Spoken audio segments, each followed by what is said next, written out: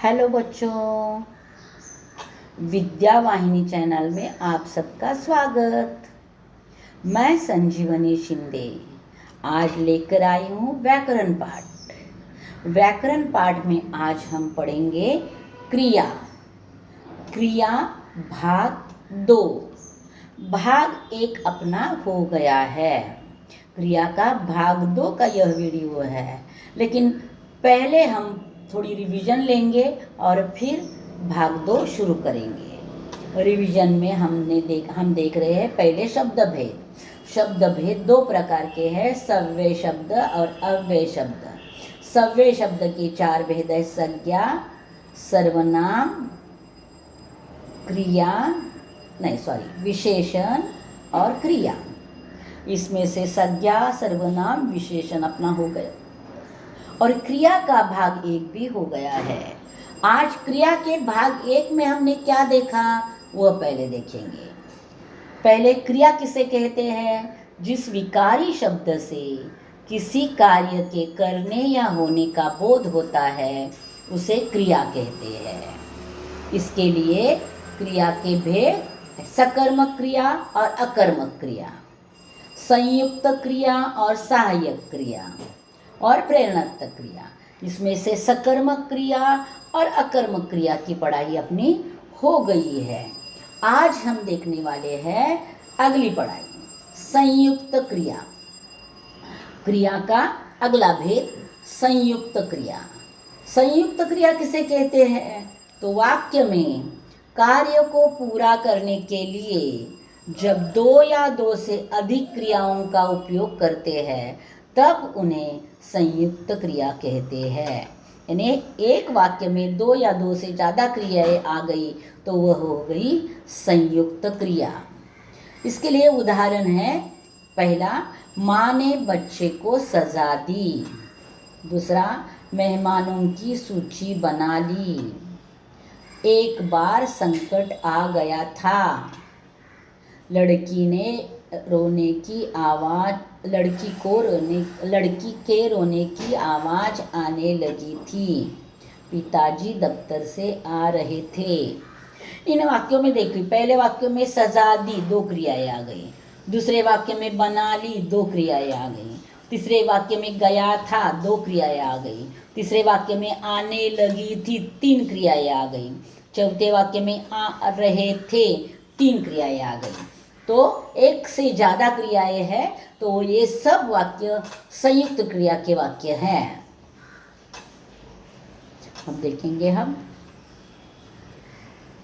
उपर्युक्त वाक्यों में रेखांकित क्रियाएं सजा दी, बना ली, गया था, आने लगी थी, आ रहे थे, एक ही वाक्य में 2 या 2 से ज़्यादा क्रियाएं आई हैं, इसलिए उन्हें संयुक्त क्रिया कहते हैं।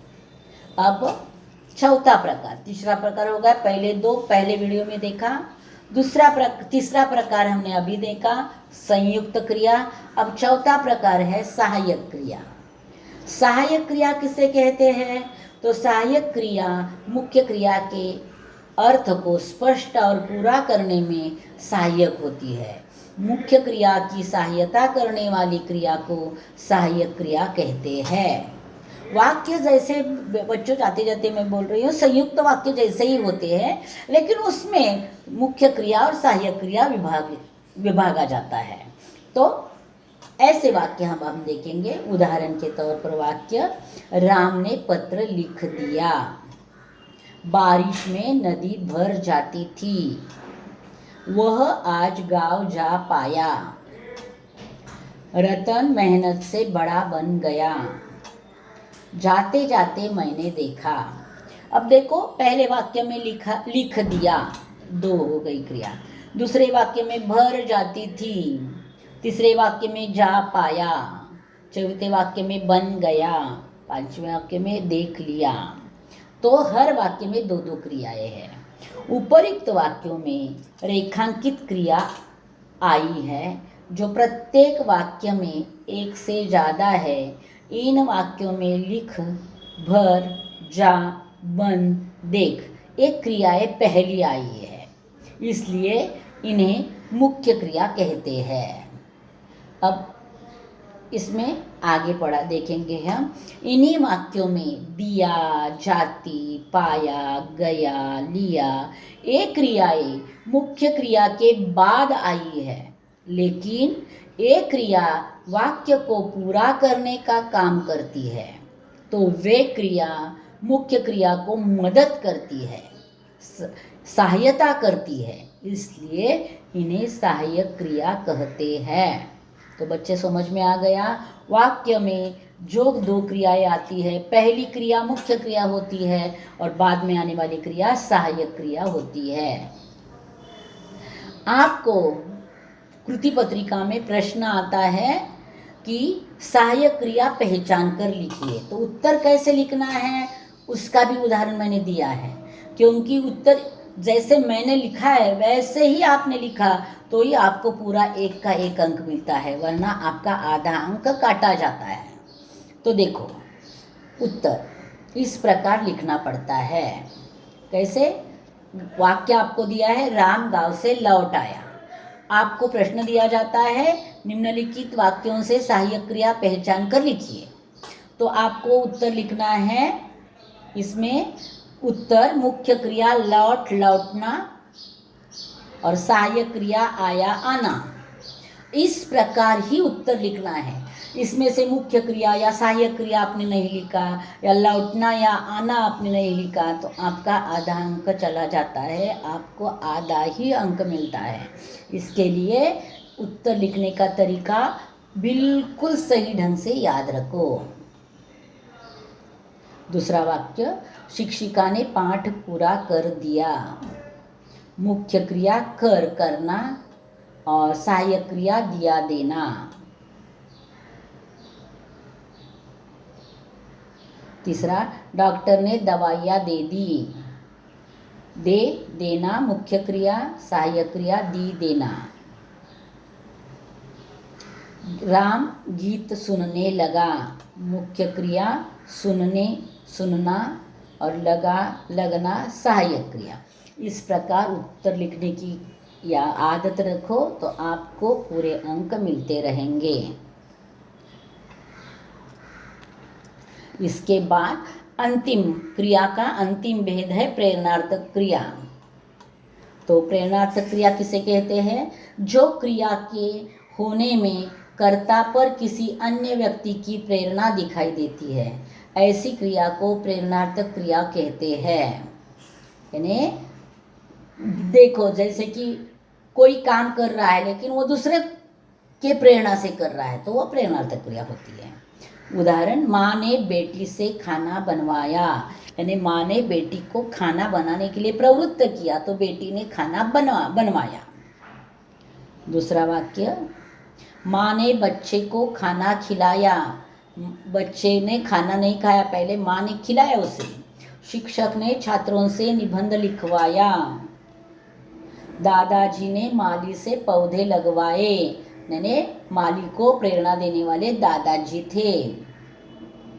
अब अगला वाक्य, उपर्युक्त वाक्यों में बनवाया, लिखाया, लिखवाया, लगवाए, लगवाया, ये सारी क्रिया करने वाले कर्ता अलग है और कार्य की प्रेरणा देने वाले अलग है। यानी क्रिया करने वाला अलग है और क्रिया के लिए प्रेरणा देने वाला अलग है। इसलिए इन क्रियाओं को प्रेरणार्थक क्रिया कहते हैं। अब हम देखेंगे प्रेरणार्थक क्रिया के बनाने के नियम। प्रथम प्रेरणार्थक बनाते वक्त आ और द्वितीय प्रेरणार्थक बनाते वक्त वा जुड़ जाता है। वो आगे मैंने उदाहरण दिए, उसमें आपका स्पष्ट हो जाएगा। धातु, धातु यानी मूल क्रिया। धातु के बीच में दीर्घ स्वर है तो प्रथम तथा द्वितीय प्रेरणार्थक रूप में वह ह्रस्व हो जाती है। धातु के अंत में दीर्घ स्वर है तो वह ह्रस्व होकर ला जुड़ जाता है। अब हम देखेंगे कुछ क्रियाएं। मूल क्रिया पहले में है, दूसरे कॉलम में प्रथम प्रेरणार्थक क्रिया है और तीसरे में द्वितीय प्रेरणार्थक क्रिया है। जो आपको परीक्षा में एक शब्द दिया जाता है, मूल क्रिया में से कोई भी क्रिया दी जाती है और कहा जाता है प्रेरणार्थक रूप बनाइए। तो प्रथम प्रेरणार्थक और द्वितीय प्रेरणार्थक रूप बनाना है। तो आपको प्रथम प्रेरणार्थक क्रिया और द्वितीय प्रेरणार्थक क्रिया शुद्ध लिखना आना जरूरी है। उसके बाद देखो, पढ़ना, करना, उठना, डरना, सजना, उड़ना, ये सारे अ की मात्रा वाले, पहले अक्षर में अ है तो अ की मात्रा वाले शब्द हैं। तो उनका प्रथम प्रेरणार्थक कैसे होता है देखो, पढ़ना, पढ़ाना, पढ़वाना। तो पहले नियम में बोला था कि आ हो जाता है और वा लगता है, तो यहाँ ढ को आ लगा और यहाँ ढ के बाद वा लगा। करना, कराना, करवाना, उठना, उठाना, उठवाना, डरना, डराना, डरवाना, सजना, सजाना, सजवाना, उड़ना, उड़ाना, उड़ना, उड़ाना, उड़वाना। अब देखिए दूसरे में, यहाँ काटना, जागना, मांगना, खाना, नाचना, ये क्रियाएं आ की शुरुआत होने वाले हैं। तो उसमें देखिए पहले आ है तो प्रथम और द्वितीय में अ हो जाता है। कैसे, काटना का क हो गया कटाना, कटवाना, जागना का ज हो गया जगाना, जगवाना, मांगना, मंगाना, मंगवाना, खाना, खाना का यहाँ अ की जगह ई हो गया, ह्रस्व ई हो गया, खिलाना, खिलवाना, नाचना, नचाना, नचवाना। अब देखिए अगली मात्रा है मीठना और खिलना, छोटी ई की मात्रा है। तो प्रथम और द्वितीय में भी छोटी ई की मात्रा ही रहेगी। मिटना, मिटाना, मिटवाना, लिखना, लिखाना, लिखवाना। और कुछ ई की मात्राएं क्या होंगे, दिखना, दिखाना, दिखवाना। अब आगे जाकर देखिए, सीखना, जीना और सीना, इसमें ई की ही मात्रा है लेकिन बड़ी ई की मात्रा है। लेकिन प्रथम और द्वितीय प्रेरणार्थक बनाते वक्त वह ई छोटी हो जाती है। हमेशा याद रखना कि सीखना, सिखाना, सीखवाना, जीना, जिलाना, जिलवाना, सीना, सिलाना, सिलवाना। अब देखिए नीचे जुड़ना, सुनना और घूमना, इसमें छोटी ऊ की मात्रा है। तो प्रथम और द्वितीय में भी ऊ की छोटी ही मात्रा रहेगी। जुड़ना, जुड़ाना, जुड़वाना, सुनना, सुनाना, सुनवाना, घूमना, घुमाना, घुमवाना। अब देखिए भूलना, कूदना, टूटना, इन तीनों में ऊ की ही मात्रा है लेकिन बड़ी ऊ की मात्रा है। लेकिन प्रथम और द्वितीय में बनाते वक्त छोटी ऊ ही हो जाती है। जैसे भूलना, भुलाना, भूलवाना, कूदना, कुदाना, कूदवाना, टूटना, तोड़ना, तुड़वाना। अब देखो उसके नीचे देखना, देना, खेलना, इसमें ए की मात्रा है। तो ए की मात्रा बदलकर भी छोटी ई यानी ह्रस्व ई हो जाती है। जैसे देखना, दिखाना, दिखवाना, देना, दिलाना, दिलवाना, खेलना, खिलाना, खिलवाना।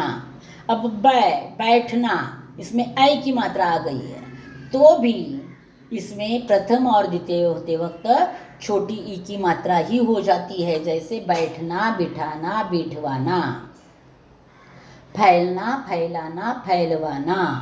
अब रोकना में आ गया, आ गया तो प्रथम और द्वितीय में उसका छोटा ऊ हो जाता है। रोकना, रुकाना, रुकवाना, रोना, रुलाना, रुलवाना, धोना, धुलाना, धुलवाना, जोड़ना, जुड़ाना, जुड़वाना। इस प्रकार बच्चों जो ओ तक हमने देखा, औ की मात्रा दौड़ना, तो औ की मात्रा औ की ही रह जाती है। जैसे दौड़ना, दौड़ाना, दौड़वाना, लौटना, लौटाना, लौटवाना। अब मांगना, बिंदी आ गई है तो बिंदी की जगह बिंदी वैसे ही रहती है लेकिन माँ और जा आ की मात्रा वाले हैं वह अ की मात्रा हो जाएंगे। मांगना, मंगाना, मंगवाना, जांचना, जचाना, जजवाना। तो देखो बच्चों, इस प्रकार मैंने सारे शब्द अ की मात्रा वाले, आ की मात्रा वाले, ई, ऊ, ए, ऐ, ओ, औ और सभी मात्रा के शब्दों के प्रथम और द्वितीय रूप बनाते वक्त क्या परिवर्तन होता है यह समझा दिया है। अब बच्चों आपको ध्यान से वह वीडियो सुनना है और क्रियाओं को ध्यान से देखना है। जब आप ध्यान से देखोगे तो आपको उसके रूप कैसे बनाने वह याद रहेगा। अब जाते जाते एक और विशेष बात आपको याद रखनी है प्रेरणार्थक क्रिया के बारे में। आना, लाना, पाना, जाना, खोना, ये जो क्रिया है इनका प्रथम और द्वितीय रूप नहीं बनता। ऐसी क्रिया परीक्षा में दी नहीं जाती। अगर दी गई है तो आपको लिखना है कि आना प्रथम तथा द्वितीय प्रेरणार्थक रूप नहीं बनता, बस इतना ही लिखना है। तो बच्चों यहाँ अपनी क्रिया की पढ़ाई पूरी हो गई है। अगला टॉपिक लेकर, व्याकरण पाठ का अगला टॉपिक लेकर मैं जल्दी ही वापस आऊँगी। तब तक इंतज़ार में रहना। धन्यवाद बच्चों।